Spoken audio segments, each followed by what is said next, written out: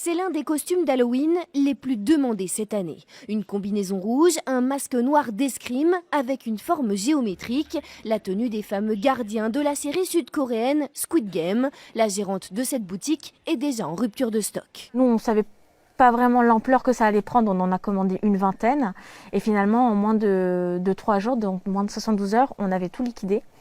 Du coup, on a vite repris contact avec ce fournisseur, mais malheureusement, il n'en avait plus. Du coup, voilà pourquoi on attend jusqu'au 22 octobre pour les recevoir.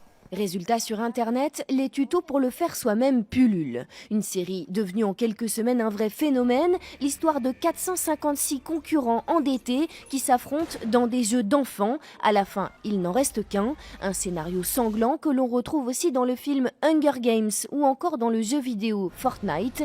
On appelle cela la Battle Royale, un concept tiré d'un livre japonais écrit en 1999 et qui a ensuite été décliné. Une violence qui choque, mais qui selon cette spécialiste est pourtant très éloignée de la société asiatique.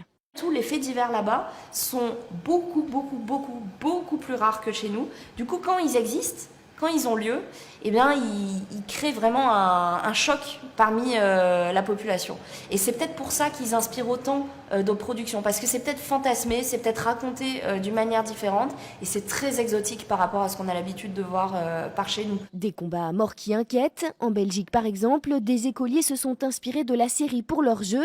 Certains enfants ont reçu des coups. L'école a prévenu les parents.